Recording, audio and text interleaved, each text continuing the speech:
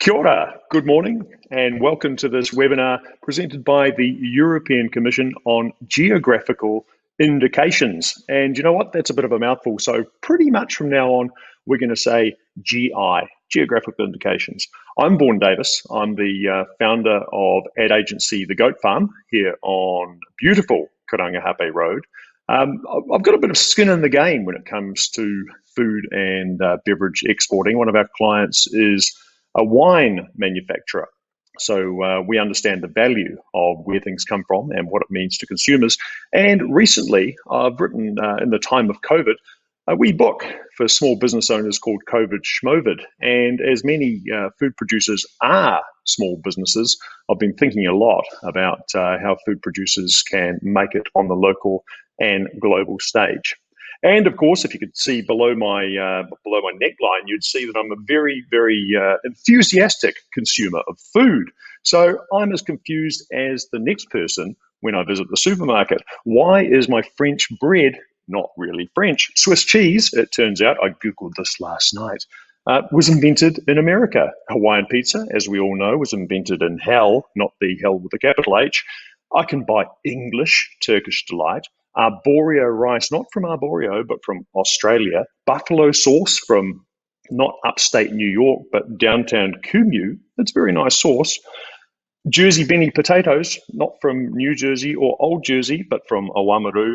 And Greek yogurt, which I had for my breakfast this morning from the famous Greek island of, and I'll just have a look at the back of the label here, Nelson Street in the Aegean Sea, or is it downtown Auckland? So the whole business of what comes from where is a mess. And while we might not fix it in the next 45 minutes, we'll try to get the bottom of what geographical indications mean for producers, consumers, and governments. So we've got not just me here, we've got some actual experts in the room. In Auckland, we've got Karma Drinks and All Good Organics co-founder Simon Coley. Give us a wave, Simon. We're trying to get a whole board of Simons today, but we may do with two. We've got respected chef and food importer Simon Galt. And all the way from Brussels, and I'm not sure what time of day it is, but he's not in his pajamas, so we can be thankful for that. From the European Commission Directorate General for Agriculture, Raimondo Serra. Kia ora, Raimondo. Now, Raimondo is pretty much the subject matter expert in this stuff. So the EU's been doing GIs since the 90s. I'm sure Raimondo will tell me when his involvement started. But he leads the European Union team negotiating agricultural components of the, in negotiation currently, Europe-New Zealand Free Trade Agreement. He's got a long track record on this. He's been the EU lead negotiator for agricultural and GI components of FTAs, including such nations as Canada, the USA, and Japan. And now little old us. Raimondo, kia ora, and welcome to our webinar.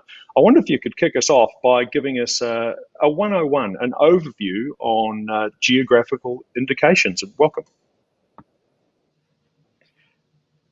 Hi everybody, good morning everybody. It's a good night here in Brussels, but I hope that you will be bearing with me in my short presentation of geographical indications, why they do matter so importantly to the EU farmers, to the EU consumers, and to the EU society, and why this is not just an EU obsession, but it's a global phenomenon. I will use some support for my short presentation, and I would start from the beginning. We have been introduced to the word geographical indication. What is a geographical indication? It is essentially the combination of two elements: a defined geographical area. We can move on my presentation to the next slide, please. You have a defined geographical area, you have a specific product that comes from that area, and then the magic happens when there is an actual unique link between these two elements. You see in the pictures some vineyards, some barrels, some bottles, and then the end product goes into nice champagne glasses. This is the world famous champagne. But then when it comes to cheeses, the same example can be made by using rather more discrete regions in the Alps, which is called abondance. You have a specific cow producing very specific milk. Then there is the human factor, the savoir-faire, and the end result is a cheese, which is called abondance. All these elements put together make a geographical indication. In the EU search for complexity, the concept of geographical indication is being declined into two separate concepts: the concept of the protected designation of origin, the concept of the protected geographical indication. I wouldn't enter into that legal debate, but what is essential for you to retain that we are talking about good food. And when there is good food, there is good business. And this is essentially why this matters to the EU. Other examples of the geographic indication spectrum are in front of you in the next slide. Just to name a few products, you have Rioja wine from Spain, you have Parma ham from Italy, you have Case of Saint George from Portugal, you have the Bordeaux wines from France, name it. All these are just a small sample of what the EU can offer, and it is offering to the worldwide market. But I said at the very beginning that this is very important to the EU, and this is essentially important to the EU because GIs put together benefits not only for producers, not only for consumers, not only for society, but for the three elements altogether. So it's not just about producer interests, it's not just about consumer interests, it's not just about policies, it's about the mix of the three components. When you look into the producer's equation, clearly there is a clear advantage for them to benefit from a system where the name of a product is protected, is reserved. It is an exclusive property of, we will see, of the public that is able to produce under that brand. It is not a private right, it's a collective right. So anybody that is able to produce in the area of origin according to the specifications which are prescribed by the technical specification decided by the producers can use that brand and can enjoy protection for his or her intellectual property right, not only by using the legal means offered by courts, essentially by judicial means, but more fundamentally by protection given by public authorities. Cherry on the cake, studies have abundantly showed the evidence that for producers, being able to produce a geographic indication product can offer a better price, in average twice the price of a standard or conventional product. So there is double the price along the road of becoming a geographic indication, and the ability to capture within the food chain, which is a very complex and very competitive jungle, a nice portion of the added value along that chain. But this is not just about producers, I said, it's about consumers as well. Producers get a good product where the origin is defined and it is absolutely guaranteed by the adherence to quality through specifications and by the authenticity of the product. Basically, there are no imitation in the market because all these steps in the production are controlled on production site and on the market. But as I said, there is another dimension that makes this very specific right not only a private/collective right, but make it a public good, is that GIs bring all together the ability to maintain jobs and economic activities in a given area. So they are the perfect response to globalization. They are the perfect local product. They are global and local at the same time. They cannot be delocalized by definition. They bring a concept of sustainable agriculture with them through technical specification. What the kind of agriculture which is promoted is a sustainable one, and bring a very strong component of local development with them. Any one of you that has been going through Europe, but also in New Zealand, they know very well how products with a strong identity, like wines, let's name Marlborough wines in New Zealand, can bring tourism and tourism associated with the GI product. So this is why the entire agricultural policies in the EU is framed around the competence of geographical indication, and this is why we are definitely obsessed about that concept. So in essence, a strong marketing tool and at the same time an intellectual property right. Moving on in my presentation to the concept of GI as an IPR, so the next slide. What is important for you to retain is that a GI right does not expire and does not need to be renewed, contrary to the classic IP right associated, for example, to a trademark. And talking about trademarks, in the EU legal framework, GIs can coexist with prior trademarks, and they can halt the registration of subsequent trademarks. So they get sort of privilege over trademarks because of the public good dimension that I mentioned before.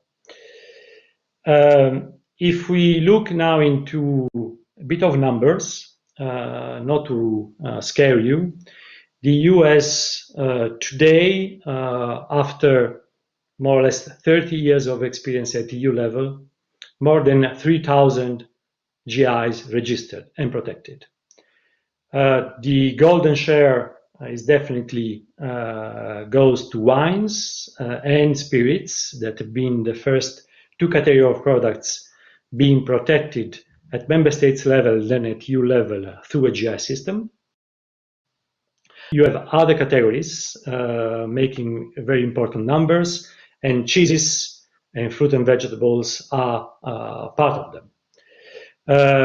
In the same slide, you see that there is an uneven distribution of geographical indication in the EU. Some member states, the one I know the best, Italy and France, Spain, are definitely on top of the curve and perform very well when it comes to the ability to register geographical indications.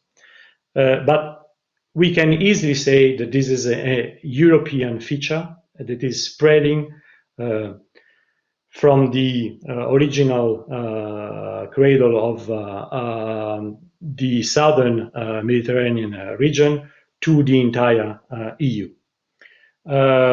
Big numbers, I said, big business.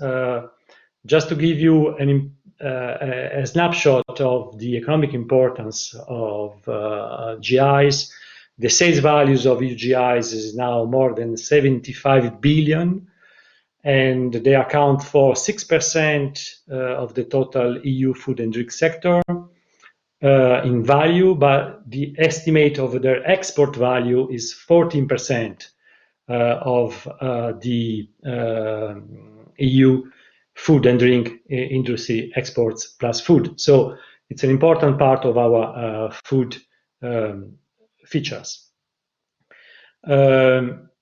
Now moving to why it is so important for the EU to protect GIs not only on the EU territory but also globally in the world arena. Essentially, to make it short, there is at multilateral level rules on geographical indications that the EU does consider as unfinished business. There is a layer of protection that's been granted in '94 by WTO through the so-called TRIPS agreement, the trade-related aspects of intellectual property rights. This ensures a basic level of protection with a different level of protection, and higher one for wines and spirits. We do not consider this as satisfactory. And the next slides gives you an example of why we consider this as satisfactory. There is 10,000 of examples that I could have mentioned. I just choose 4 to give you an example of what happens in the real market. You can find evocations of the Bordeaux wine called Bordeaux. I will name the scene, not the sinners, or an evocation of the Côte Rôtie wine from France that became Goat Rôtie, or a nice prosciutto Parma style, or Athenos feta, which definitely does not come from Greece, but from a place very close to New Zealand. So we are not satisfied with the level which is granted at the multilateral level, and this is why we have started a campaign already more than 15 years ago to better that protection via agreements. Next slide gives you some content and some numbers. What we look in via FTAs, as the one that we are negotiating with New Zealand, is an higher level of protection for all GIs, for all food GIs at least at the same level of the level ensured for wines and spirits. The protection via the agreements of a list of GIs of the 2 sides of the FTA, the coexistence between GIs and prior trademarks, and the ability to have those rights enforced by authorities in the country of protection, and not only by judicial means, in general too expensive for the little pockets of our poor farmers. 36 agreements are now in force covering geographical indications. Some of them are just concluded, not yet in force. You can see China, Mercosur, and Mexico in my examples being part of that category. And there are negotiations ongoing. The more prominent one, the more relevant today, is definitely the one with New Zealand. But this is not just one-side effort. The EU is protecting via agreements or directly more than 1,500 GIs from third countries in EU territory at the same level of protection enjoyed by domestic geographical indications. So the next slide gives you just a pictorial evidence of that network of negotiations or FTAs in place.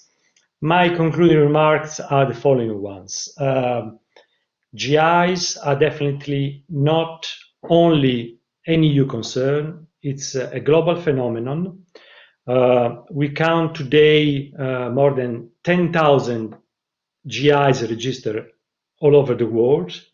The EU accounts just for 3,000 of those 10,000. So this is a clear evidence that other countries from the Northern Hemisphere, from the Southern Hemisphere, from Asia, from Africa, from South America, from North America, including from Australia and from New Zealand, definitely attach to geographical indications an importance as an intellectual property right, at the same time benefiting consumers and the society as a whole. I'm aware that there is a debate in New Zealand triggered by the FTA. My final word is that this is not just about an FTA. This is not just about a give and take. This is about making what is definitely good for consumers, for farmers, and for the society altogether. More than keen to continue the conversation today through the Q&A, and thanks for your attention. Kia ora, Raimondo, and thank you so much for that. For all of you streaming in right now, and I know quite a few cheesemakers on Twitter, it turns out, and I know some of those are with us today. This whole edited presentation will be available in the next few days, so you can go through and look at that in slow time. Raimondo, can I just say, as an advertising guy, if I had come up with board dough one morning, I would go to lunch and spend the entire afternoon celebrating my success. I thought that was, while an absolute travesty in terms of GI, it was my favourite pun of the entire day. Now, you've spoken a lot about the European perspective, the EU perspective on GIs, and as we said, you guys got the jump on this. You put it in law in the 1990s, and you've worked hard to deliver those benefits for your farmers, your producers, your consumers, and wider society. It's an agreement we're talking, an FTA. It's a two-way street. Tell me about the benefits for other parties in these agreements when they pick up the GI system. You know, I'm here in Karangahape Road, and let's say I decide I'm going to invent a Karangahape burger cheese, the best cheese to go on burgers, and I'm going to sell it into the EU, and in the future we will have GI protection. How are my rights as a New Zealand producer going to be protected at your end? Definitely, it's not just one street, as you said. It's a two-street way, and we do offer in the FTA with New Zealand, as well as with any other FTA partners, the ability for any GI that is seeking for protection in the FTA, the ability to get the protection that we give to our domestic producers also to producers in New Zealand, just to stick to that example. And by the way, this is what we are doing for the 20 wines that New Zealand is suggesting to protect via the FTA. New Zealand is one of the few countries relevant in the wine market that still does not have an FTA or an agreement to protect their GIs in the EU. So the FTA would make that nobody in the EU would be tempted to use the reputation of Marlborough or Wairarapa to sell counterfeited products in the EU market. But the wine have been the first movers since the centuries, I would say. But GIs is not just about wine, it's not just about spirits, it's about food, and it's beyond food. And this is why I understand that today there is a debate in the New Zealand society on whether or not, as a consequence of the FTA or as a standalone process, the system of protection of geographic indication in New Zealand should change or not to benefit other products, not just wines, that deserve the same level of protection. And the EU is watching that process. We are aware of this process taking place. We are aware of many voices, some of them very skeptical about that process. At the same time, as we have been in that situation 30 years ago, and in certain cases, we are still in that process when it comes to non-food geographic indications. We are still debating in the EU whether or not handicrafts deserve a protection as food GIs.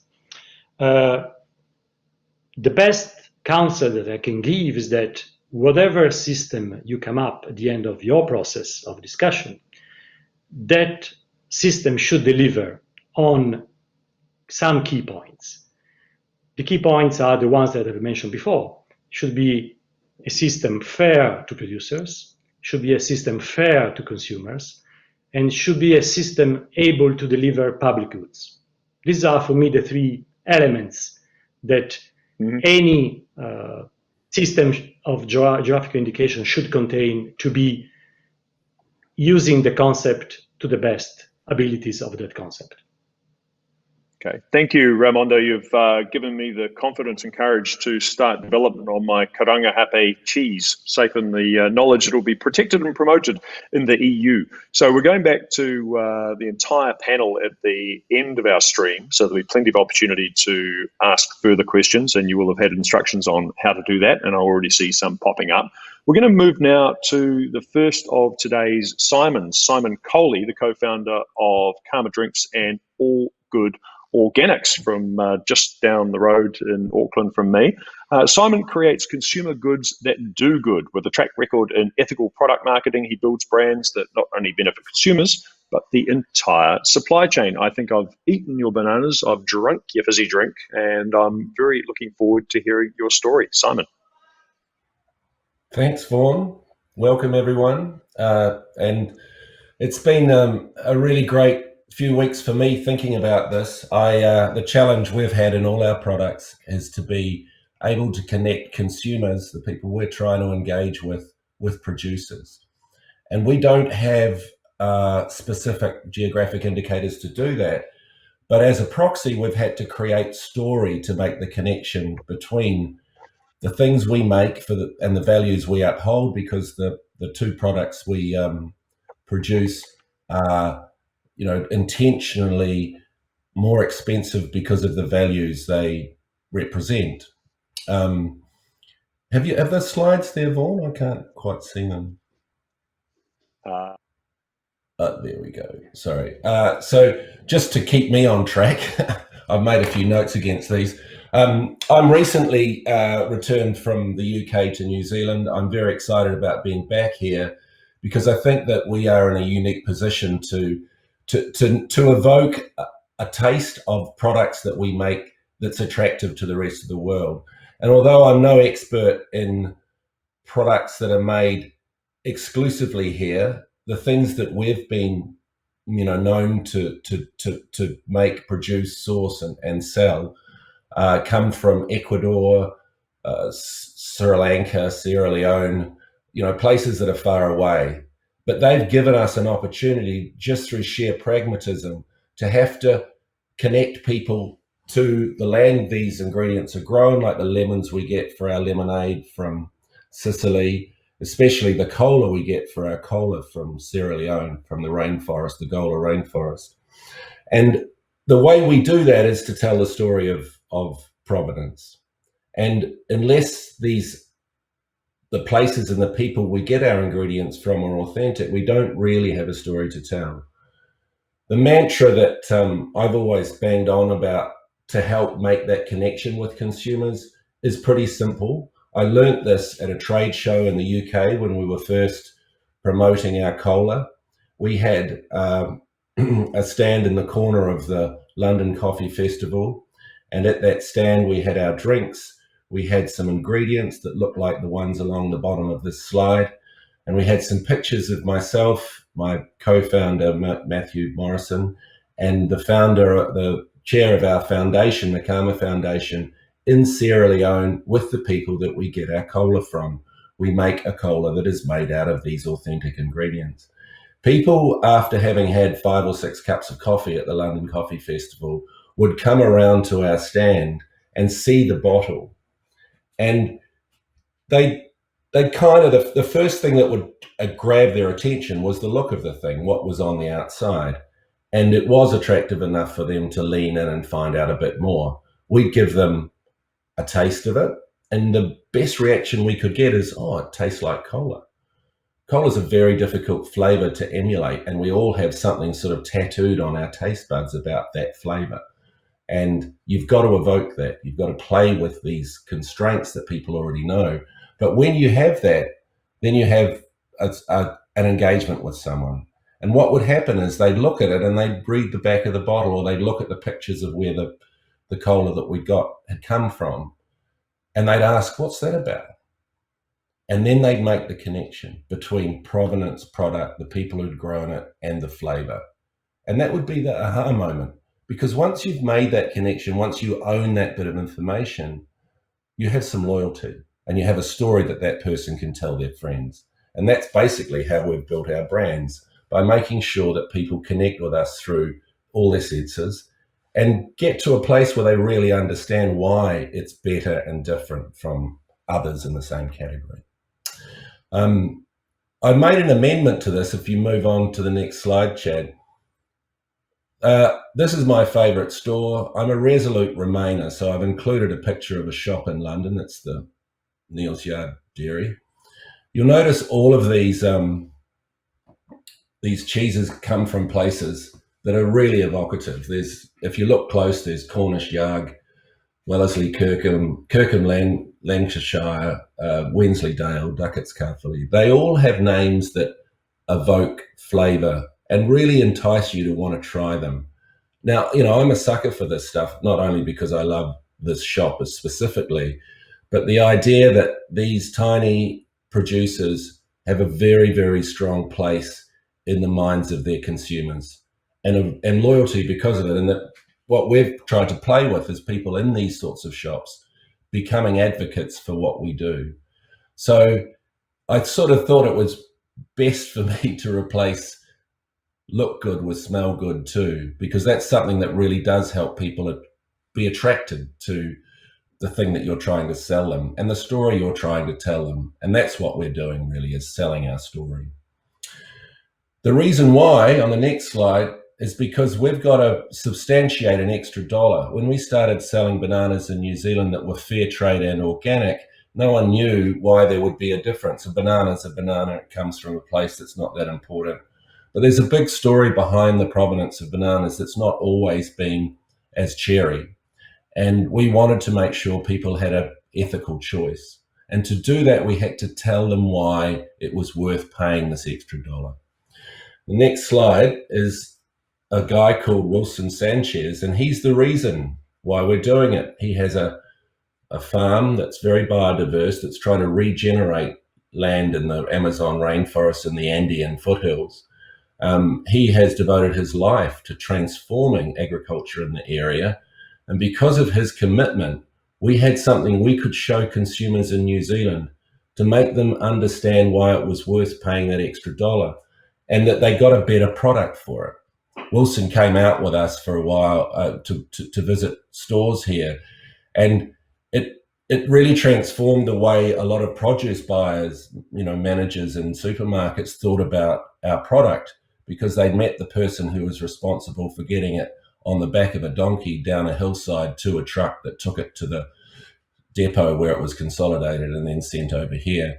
The depth of that story has really helped us build these, indelible links with people in our supply chain that we have to respect.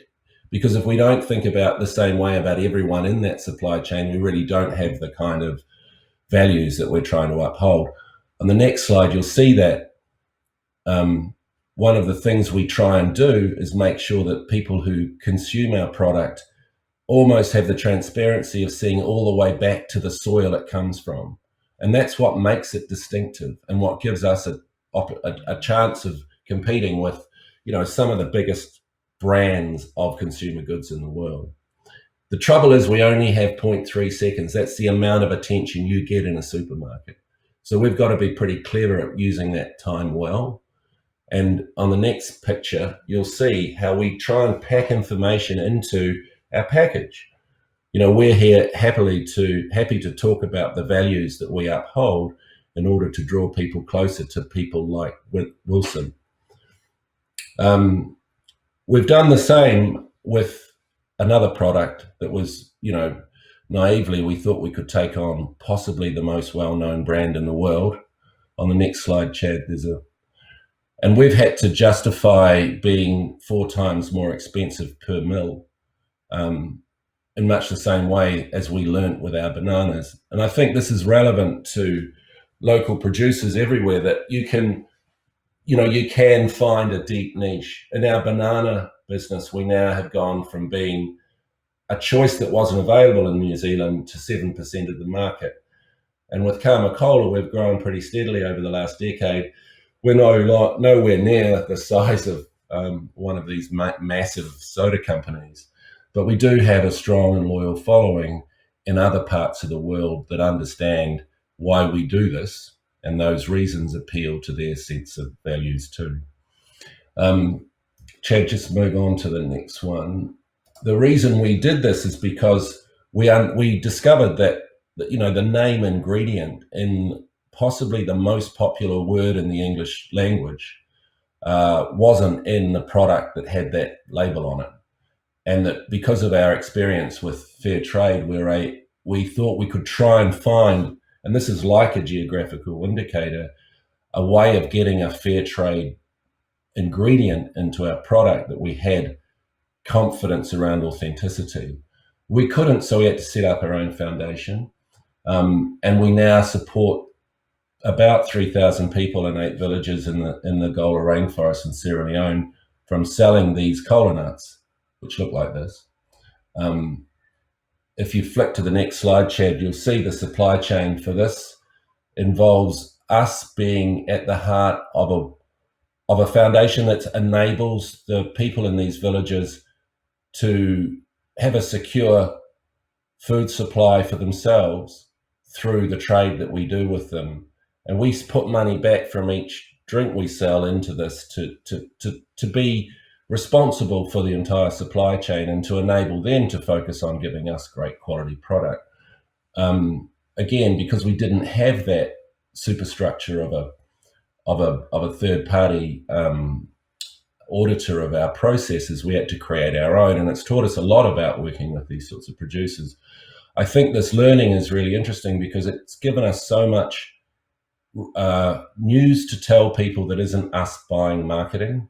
It's real. It's the relationship, again, that we have with producers connecting to consumers through provenance that enables us to have a strong brand in a market is so crowded that there must be thousands of soft drinks that anyone could choose from on any given day. So distinctiveness comes from that connection to the land and the people that your product comes from. And again, on this next slide, Chad, there's the two most important pieces of real estate in our world are our labels, because it's the most frequent engagement we have with anyone. So anything that goes on it, like our EU organic and Soil Association organic and recycling claims, and our fair trade claims, which are on the front, are really important. We need third parties. We need this kind of governance or compliance to be able to prove and that 4-time price is worth paying. We can't expect people to believe us without auditing ourselves and having others do it too. The other piece of real estate that we're most interested in is the minds of our customers, that because we can tell this story, which is about beliefs, and back it up with facts, we can own a piece of their consciousness and be there for them to share that. And that story is what differentiates us from other products and brands in this crowd. And I think this is the opportunity for artisanal or larger producers in New Zealand, that brand values really do drive product premium, whether they be about provenance, geographic, cultural, or otherwise. And the other values that we expound, which are about our responsibility to the environment, to social good in the communities that we work with. But every one of those things distances us from the people that we really do need to compete with and justify a higher price to. And I think the great opportunity for groups of producers with geographic indicators are here in New Zealand is that you can make that pie bigger together. And that if you look close at what differentiates us, we use things like the Organic Soil Association and New Zealand Organic Society's certifications in order to create that distance. And when we do that together, we reduce the cost of achieving it and build a much stronger presence and story to tell consumers all over the world. And that's our big opportunity, I think. And that's my bit for now, but I'm looking forward to, I think the other thing is this idea of being able to do this together. I've just been talking to some people in Southland about a really unique cultivar of oat here that grows better in our young soil and our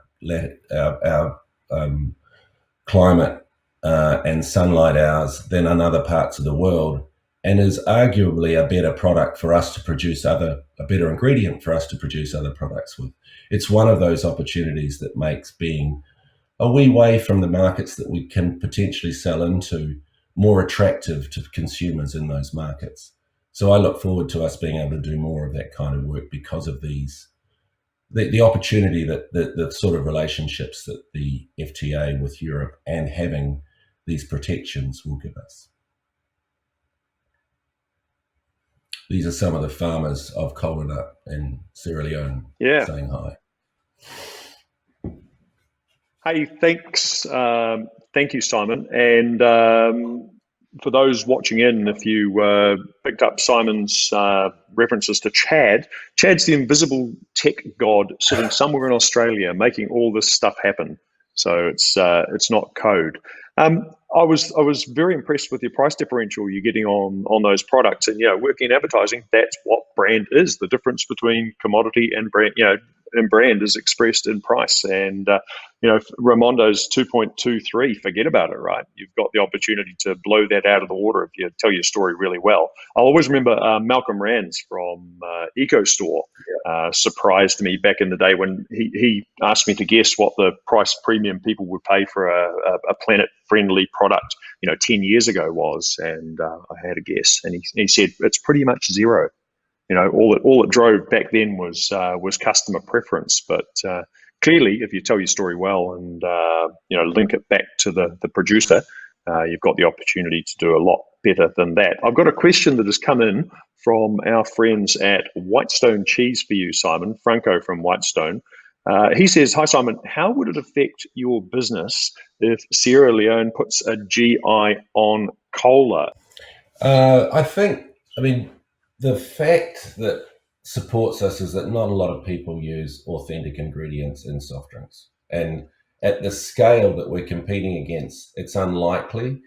It would work in favor for us because we have such a strong relationship with our producers. I just can't see the local market for cola in Sierra Leone and sub-Sahara Africa, trading cola nuts so people can chew them as they walk through the rainforest, is probably worth sub $1 million US. So, it's a particular tribe that do this trading, and they're the kind of people you go to buy. We buy direct. We sort of cut out the fuller traders and go straight to the villages. And we also buy it at a premium that's probably well above what those traders would pay, because we want the karma to be trade, not aid. So we've inflated the price artificially to suit ourselves, if you like. But what we're trying to do is use that as a scaffold to build other, products that can be sold out of those growing areas, like, the edges of the rainforest. So for us, something like that would be great. We're the only premium product in the world with the word Sierra Leone on the pack, except now for a chocolate bar. So we're pretty proud of that. Fantastic. We'd love it to happen more. And of course, we'd love it to happen more with New Zealand on the label, and that's what we're angling towards today. I want to move from one Simon to our last Simon now, Mr. Simon Galt. And Simon, it says in my notes, he needs no introduction, which is somewhat oxymoronic because that's what I'm about to do. A chef, a fitness campaigner, fitness and wellness campaigner at the moment, we were just discussing earlier, and well known formally as a restaurateur, with a remarkable talent for bringing together tastes and techniques from around the world. Also owns Sous Chef, a fine food importing, distribution, deli shop, and online food company. Simon, welcome. You've been in the food game for a very long time. I remember Galt's on Key back in the day, and have been, I think, personally responsible for introducing quite a few European ingredients to New Zealand palates. Over to you. Well, many moons ago, in fact, not that many years ago, I was at a food show and I was bailed up virtually within an inch of my life by an emerging, very clever cheesemaker who said to me, why in your restaurant are you not serving my New Zealand cheese and you're serving imported cheese? And I said, well, you know, I'm trying to have some authenticity here. If I'm going to have Gouda on my menu, it's going to come from Holland. I'm not going to buy your one. You need to literally walk down the end of your street, look at the name on the signpost, and that's what you name your cheese. You need to get some innovation going here. I don't want to be, if I'm serving Gouda, it's going to be the real deal.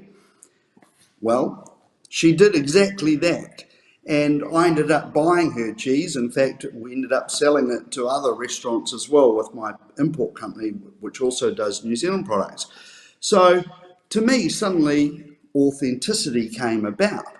And with our New Zealand cheese being so young, the potential of the system of GI is an outstanding opportunity for the New Zealand cheese industry to plan for the future of their industry now. Create the future now. Stand on their own 2 feet and create cheese that's uniquely New Zealand, but with global influences of techniques. I mean, it seems clear to me that the big guys have had little interest in the New Zealand market, given its insignificance. So I'm really presuming that the clever cheesemakers are getting little support from those guys. I mean, the lack of innovation and interest from the big players is just so evident in New Zealand. You know, currently if you go to the supermarket and you start looking for halloumi cheese, you're likely to find multiple, you know, more than 5 different options, and they're all different, and they're ultimately rendering the name halloumi meaningless at the end of the day. If you are on the hunt for Gouda cheese in New Zealand, whether it be the supermarket or a specialist supplier, the variance is just so huge. You know, will it be a mass-produced New Zealand brand, or is it imported from Holland, or is it made by a small producer? You know, probably trying to emulate the Gouda. Maybe they came from Holland and they're trying to make it. And again, this indicates little to the consumer, you know, so is it from Holland and it's the real deal, or is it this mass-produced with a name Gouda that tastes nothing like it? You know, from the big guys, unfortunately, I think they're guilty of that. Or is it from the small producer with the name Gouda and, you know, it's probably pretty good, but it's not Gouda? Or maybe let's look at Parmesan, for example. Yet again, there's a huge variance. Is it the real deal from Parma, which definitely offers, you know, geographical authenticity? And, you know, it's going to have great texture, great taste, it's going to be superb. Or is it a mass-produced New Zealand Parmesan with no authenticity, and to be brutally honest, tastes nothing like the real deal? And if you're going to start cooking with it and put it into a recipe, it's probably going to do nothing short of than destroy the recipe. So I've harped on a bit there, haven't I? And I'm nailing it a bit. But there are glimmers of hope. And if we take a clever little operation, it's called Waikato Cheese. Now, they're currently selling in Australia, they're exporting, and they've got some rules around it. It must be from a single farm, it must be pasture-raised, it must be a wash-cured cheese, and it must be aged for a minimum of 2 years. And then you can get options with that, right? You can get vintage Waikato goat, you can get sheep, stinging nettle varieties. I mean, New Zealand is a high valued brand. What's to say Waikato can't achieve this as well? But, you know, it's pretty hard when you've had a big producer make a cheese from cow's milk and call it Manchego, which is a Spanish cheese traditionally made from sheep's milk. I mean, what the hell? I mean, this indicates to me there is no serious interest to supply the consumer authenticity of any sort. And it'll come as no surprise that it wasn't a big hit, and actually it was discontinued. A fantastic example of a New Zealand cheese that has done good is the legendary Kikarangi Blue. Kikarangi, meaning sky blue in Maori, made with geographical authenticity at Eltham and Taranaki. It's a multi-award winning cheese that every Kiwi can be proud of, and blue lovers around the globe can aspire to taste. This is a cheese I think Air New Zealand could proudly serve on, our national carrier. Not the rubbish they've got now. They've got a brie cheese that they serve on there. It tastes nothing like a brie. It's closer to cardboard, and it's an embarrassment for all of us. And what does it tell the tourists when they come back? But they have been coming, and probably the first cheese experience is that cardboard. What does it tell them? Or what does it tell Kiwis travelling of what they can expect of our New Zealand cheese? It's an embarrassment, and I'm really assuming that somebody who makes that cheese had some pretty serious leverage with Air New Zealand to get it in there.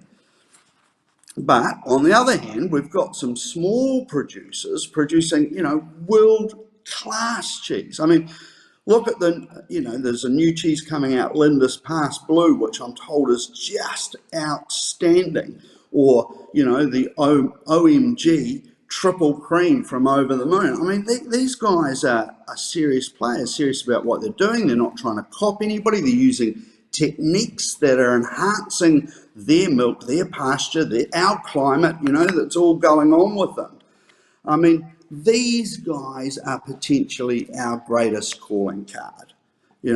We need to explore the opportunity to support these guys, enabling them to grow and potentially export.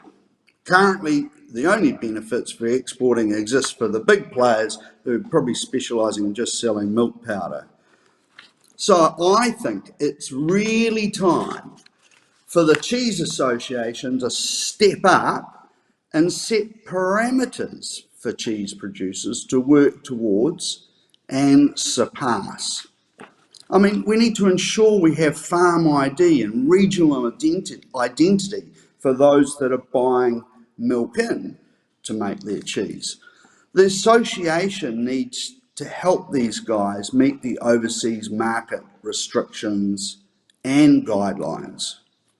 Currently the cost of auditing for compliance is just unaffordable for these little guys who are at the forefront of our cheese innovation in New Zealand. So now's the opportunity, guys, to set guidelines and assist in creating brands with geographical authenticity, enhancing our New Zealand global reputation. New Zealand should not be about producing brie, gouda, camembert and parmesan. I mean, no wonder the Italians don't want us to call our cheese Parmigiano Reggiano, because it's nothing like it here. It's an embarrassment for all concerned. I mean, we don't see the Italians trying to make Marlborough Sauvignon Blanc, do we? I mean, come on. The New Zealand cheese industry needs to expand on the likes of the Kikarangi Blue, Over the Moon Creamy Blue, Whitestone Lindisfarne, Mercer. I mean, we've got all these incredible guys out there with a unique recipe like no other. And, they're the people that we need to get behind. Our cheese industry needs to get behind. And, abandon those European names and let's create our own identity. People want New Zealand made all around the world. But let's give them farm identity with geographical authenticity. I mean, look at Comte in France, right? It's an area, and they have some rules, right? The cheese can only be made from 2 different varieties of cows or crossbreeds of those 2 different types of cows. There's a whole list. There's only allowed to be no more than 1.3 cows per hectare of pasture. They can only put salt on the outside of the cheese. There's a whole list of rules, and at the end of the day, they have a team of inspectors who give this cheese a score out of 20. Now, if they get over 14 points, they can be called Contact Extra, and then they get the label, which has the really recognisable logo on there in a special colour. But if you're in the points of 2 to 14, you get a brown label, and you just Contact. So, people understand what they're buying. New Zealand needs to expand and create a cheese industry that guarantees not only Kiwis, but the rest of the world, geographical authenticity. That's what we're about in New Zealand. But my question is can the New Zealand Association champion, lead, innovate, and support its industry? And that association needs to have a very fair representation of the industry, from small suppliers to big suppliers, not be top heavy. With what's going on with this whole deal, now is the time to change whilst our industry is so young. We need to grow world leading brands that make a difference to New Zealand. That's what I reckon. And, I'm sorry to be so tough on it, but we need some change, and change is hard. But now's the time to do it as this comes in, and let's set the New Zealand cheese alive around the world with some names like Waikato and Kikarangi. Hey, thanks, Simon, so much for that. That's a lot of cheese passion for 10 a.m. on a Wednesday. And I think I've found my distributor for my Karangahape Road burger cheese. I'll get in touch with you after the call. The questions are coming through, and this is a really interesting one. How does a New Zealand cheese producer benefits when a product arrives origin name protected and subsidised on farm in the EU? And that subsidy word is often associated with the EU, and it undercuts the New Zealand market price. How do you feel about that as a distributor? Well, that's a very fair call, because they are heavily subsidised offshore, and you can literally air freight cheese halfway around the world and be $10 to $15 a kilo cheaper than the New Zealand cheese. However, in New Zealand, everybody wants New Zealand. We'll pay extra for a New Zealand brand, but it's got to be a brand. If you're going to have Brie, we know that probably from France it's going to be great. So we need to stand alone with our own brand. And I don't think it would, Kikarangi Blue could be double the price of a Gorgonzola, and people will buy it. A, because it's fantastic, and B, because of that authenticity with it. It is an outstanding cheese. So build that story. A question, I guess, for Raimondo and possibly the other Simon, and we haven't explicitly talked about COVID-19 and the fact that we're in 2020, but has this changed the game in terms of how people feel about their own local products? Because one of the things I've seen in New Zealand has been a wave of patriotism, I guess you'd call it, bit of an old-fashioned word. And I want to show you on the way to the office this morning, I snapped this photograph. And this is a cafe raving about the fact they're going to use local flour only in their baking. And I don't know if they're taking the mickey much, but it sort of shows to me. And then I saw there's another one. Oh, good on you, Chad. And I don't think I've seen this before. There we go, lag. Oh, you can see the key word. Yeah, Oamaru lamb, right, is a key ingredient in this burger from Burger Fuel.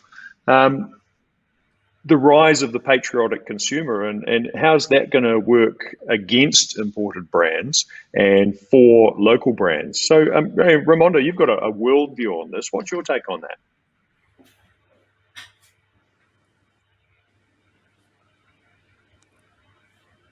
I think you're on mute, my friend. Apologies for that. I was just about to say that the same phenomena that you've just shown in the two pictures that you just portrayed are happening across the globe, definitely.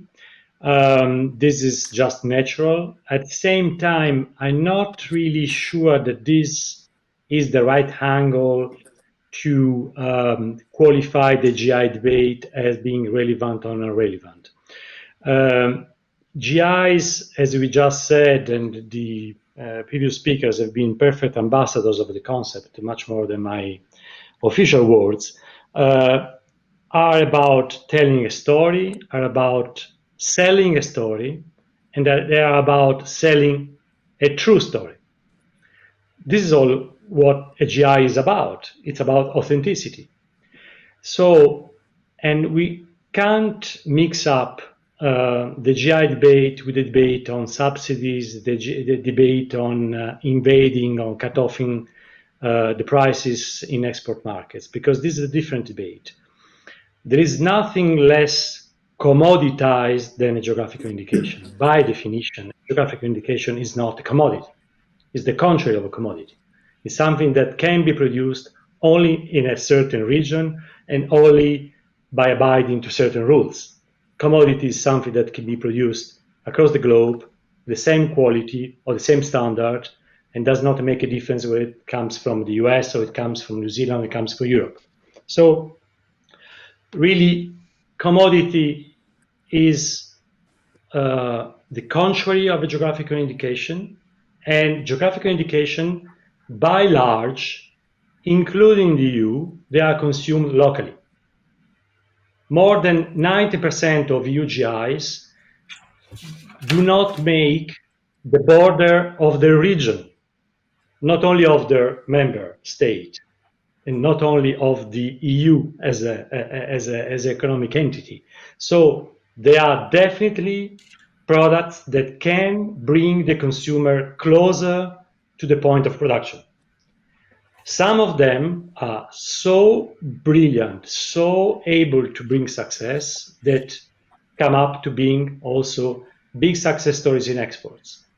But they will never be able to replace commodities. It's not their vocation, it's not their ambition, and it's not the right way we have to portray the debate between, let's say, GIs or anti-GIs.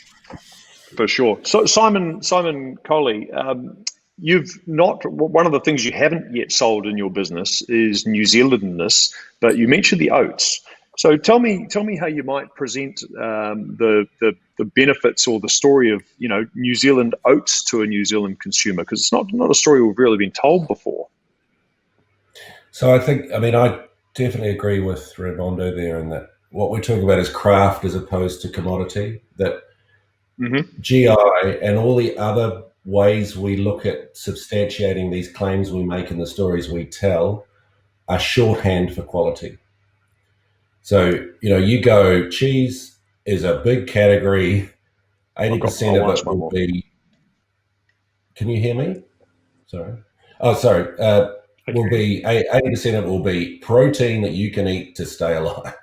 And maybe 20% of it, or whatever the rule is, will be really good. And of that, it'll get better as you get more into it. Like we know Otago Pinot has a place in the world because it's great. And all the people that make it, like Simon Galt's been talking about in Waikato or with Kikurangi, are committed to that. Now, we want to do this for other products. We do use a lot of ingredients from New Zealand. We're very proud of them. We have a number of other products that exploit that. But with bananas, for example, we can only get them from places that they grow. And as of yet, the climate hasn't quite got warm enough for us to do it here.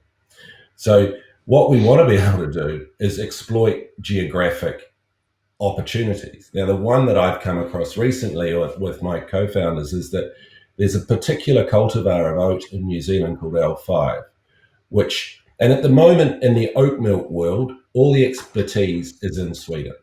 Like Oatly come from there, and they are making some really great product. Now we make a product with a partner in Sweden that is as good as anyone's. We're really proud of it. It's on the market here now. It's called All Good Oat Milk, but we want to make it here. And we've discovered that there's a variety of oat here that is whiter, more nutritional, tastes better than others in the world. It could arguably... So there's a story to tell. Yeah, and it's also, there's something about young soil here, about having more daylight hours, about being south, but having some of these unique, a bit like with Pinot and Otago, you need a high diurnal range, you need a bit of altitude. It's great when the land and the climate is tough on the grapes, makes them taste better. Simon, it's a story, We're both marketers, and it's turning into an ad for oats. I've got a bunch of questions coming. No. I've got a bunch of questions coming in, and I just want to check with you three that you're okay for another 5 minutes on the call. Thumb up if you are. Great. Okay. And let's go for quick fire answers, or as concise as we can be, because we're all blabbermouths, I've concluded. Food tourism, and this was one of the reasons that the EU got into GIs in the first place, looking back, the local economy, food tourism. Simon Gold, question for you. You've traveled through Europe a little bit. Tell me about your experience of food tourism and whether you think it could work here. Absolutely, it can work here in the more higher end, I believe. I think we have a lot of really, our wineries, there is so many incredible ingredients growing here. I know somebody right now who specialises in tours like that through Europe, and of course they can't do it now. He started them here, just done his first one. It's exciting for New Zealand. The opportunity is wide open. Fantastic. Moving now to the cheese police. I guess I'm editorializing a little bit here. Someone asks, traditionally, when a producer in Europe, and I guess this is a question for the EU, traditionally in Europe, if a producer's rights are infringed overseas, and I guess Champagne's a good example of that, they'll call in their own lawyers and they'll go directly to the person passing off their brand in another market. Why do we need this layer of agreement between two countries in order for this to happen? And what does enforcement look like? Are there cheese police? Do we need to look for the yellow helicopters? To make it very simple, according to the international rules that are applying at the same time to New Zealand and to the EU, you can't call something champagne if it comes from New Zealand. Okay, champagne from New Zealand, even if it is written champagne from New Zealand, it does not exist. But something which is prosciutto di Parma from New Zealand, it can exist. And this is why we need this agreement. We need this agreement to stop this this surfing on the reputation of other products, which, by the way, has the negative effects that Simon had just explained, because this is the contrary of innovation. This is the contrary of truthful information to consumers, and in the long term, it runs against the interests of the people surfing on the reputation of reputed products. Then there is the why we need a police. We don't need the police, but we need the ability for farmers that are not all as wealthy as the champagne producers to get rid of counterfeiting, imitations, evocations in other markets without going to courts. The average cost of a dispute in a US tribunal for this kind of IP infringements goes above $1 million. And this is not something that all producers can afford, in particular if they're not champagne producers. That's a pretty high stakes game. Hey, reaching the end of our time now, but just around the room quickly. So our main audience today is in the cheese and dairy sector. So for Simon and Simon, if there's one piece of advice you would give to someone thinking to develop and export a new cheese brand right now, firstly, Simon Galt, what would it be? Well, it's got to have the story. You've got to have about your goats, about what they're eating. There has to be a story. People get excited by stories, and then it can be whatever it is. And of course, it's got to be outstandingly good. And we know in New Zealand we can do that time and time again. There's so many cheese producers already doing it. They just need to do something that's uniquely theirs. Tell the story, Simon Coley. I suspect you're going to be somewhere along the same line. Yeah, it's hard to find anything else to say in that, because selling the story is the difference. And, I think the thing that Simon Galt said that I know from personal experience is what really motivates me to do this stuff is, I take the table stakes as quality. Like, there's no point in being in the game if you can't make a great product. I expect that of the people I work with, and I expect you guys as producers of cheese are all pretty proud of being able to hit that bar. But the next level is, how excited are you about it? Because that's what sells.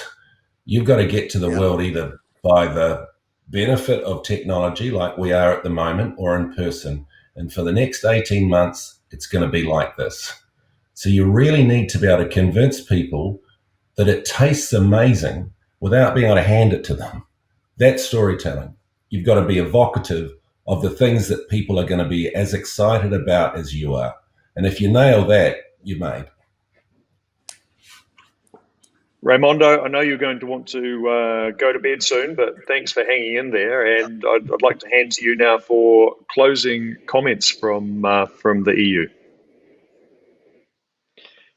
This is an hard task to close comments after speakers like the ones that preceded me. I believe that you got it. You got the message. There is the possibility to do business, to do good food, and to do good business at the same time.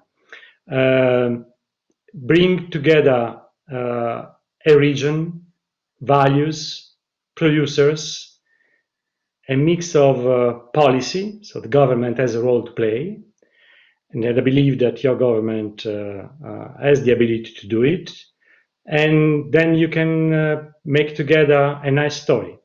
Don't be afraid of lakes of milk and mountains of butters from the EU. These are not for New Zealand.